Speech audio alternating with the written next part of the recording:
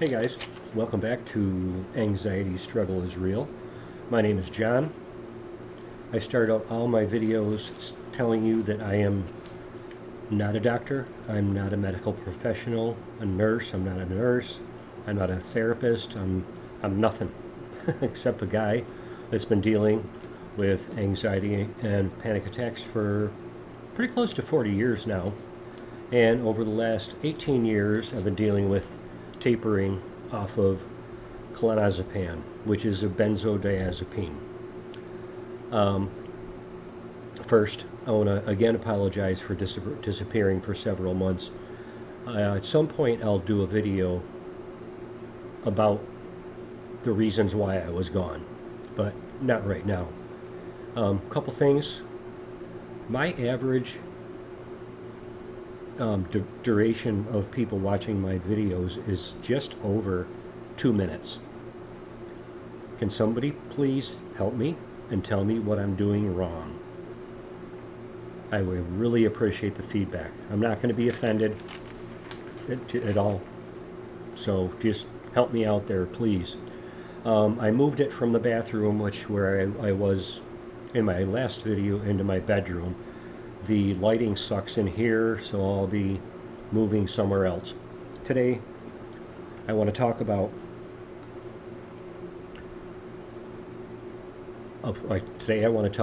tapering off of benzos. And remember, anything I say is what I would do or what I believe. I'm not offering any advice or medical advice. It's a unique situation, weaning off of a drug like this. It can make you feel like tremendously shitty, like you're sick all the time. It can mess with your speech, I think, because my speech is getting a little crazy, but that could also be from something else.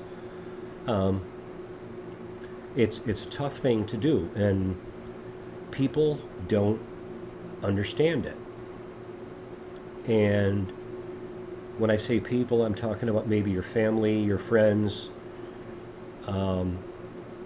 people you work with, whatever. They don't understand the difficulty and how crappy you feel, or how I feel. It's not like, I'm going to tell you a quick little story. This is one thing that happened while I was gone on my hiatus. One of my lifelong friends, I was friends with this guy for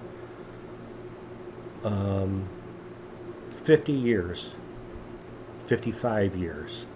I just turned 60. Can you friggin' believe it?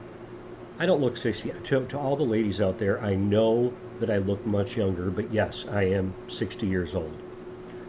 Okay, now that we cleared that up, this friend of mine, 55 years, and about 4 or 5 years ago, I'm not going to mention his name, he asked me if I would go to dinner with him once a month until he retired. And the reason he wanted that was he was looking to bounce things off of me. He was having a very difficult time at work, very high pressure job, and he needed somebody to help keep him balanced. And he thought I'd be a good fit, I guess. And I believe I was. And during my my hiatus, we decided to have breakfast rather than have dinner. And it was a little bit cold here in Florida that morning, and we usually sat outside because, for two reasons. Number one, I really don't like crowds. I mean, I can do it, but I prefer to stay outside if I can. And also, the restaurant we were at was pretty large, and the acoustics in there were terrible, and my hearing from running a jackhammer for God knows how long is just really bad. So, and it was 58 degrees. That's cold, right? In Florida, that's cold. when he arrived, I was sitting in the normal table that we usually took, and he made a comment about sitting outside in 58-degree weather, and I offered to go inside, but I told him I'm not going to be able to hear anything. And we have never had an argument of any sort. And he was being really negative about it. And I said, buddy, I said, come on, it's a beautiful sunny day. It's 58 degrees. It's not that cold. He had bought this hoodie that he was wearing, and it was just really super nice. I said, you got a brand new hoodie. You get a beautiful wife at home. You got a nice car. And as soon as I said that, he put his finger right in my face and said, stop. I worked hard for that stuff. And I said, well, buddy, that was just me being me. I apologized to him. And for however I offended him. And he made a comment that people that make those kind of comments, referring to mine, sometimes they're jealous.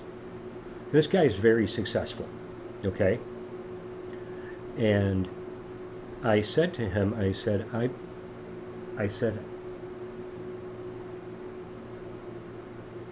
not jealous of you.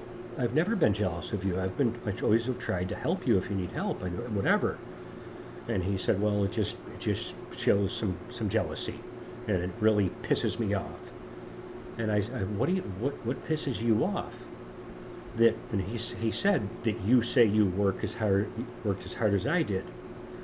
If there's one thing in my life, one thing that I will say about myself that is positive, because I have really low self-esteem, but the one thing I don't is I work my fucking ass off. And I have for 55 years, since I was 12.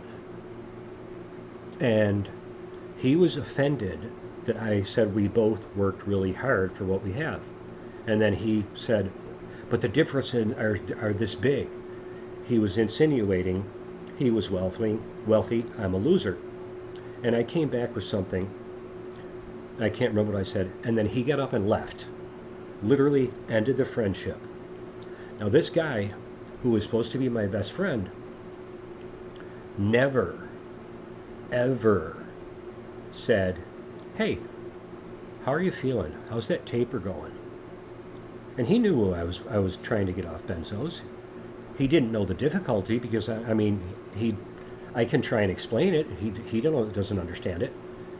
And I guess that the point I'm trying to make in this video, don't expect people to understand. And in a lot of cases, I hate to say this, but don't expect them to give a shit, because you can't convey what is going on inside your head and inside your body. It's super frustrating, and I don't want to be disrespectful, but if somebody has a disease that's obvious, or has been in some kind of big accident and is healing, when their friends see them or their family, they're, hey, how you feeling? You coming along? This and that. I haven't had one person in my life say, hey, how's that going? Are you doing okay? So that's just, for me personally, another thing that makes this shit difficult. I know my family loves me, but I don't know. And my friends love me. But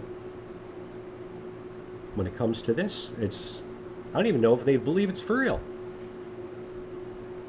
So I really got really wordy, and anybody that stuck around for the whole 9 minutes so far, I got coming up in videos, because I'm going to be, my goal is to, I'll talk about my goal in the next video, but how benzos work, why they do what they do. I'm doing a boatload of investigating on this, research really.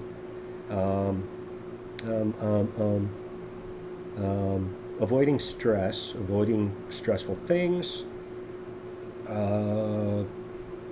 What else do I got?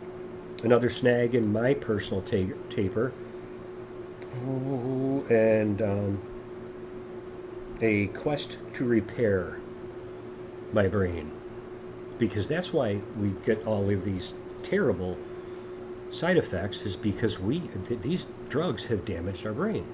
And it is, I believe, it is fixable. Okay, that's it. I really babbled on. I'm going to keep my promises. I'm going to do another video real soon. Thanks. If you watched this far, thank you so much. Love you guys.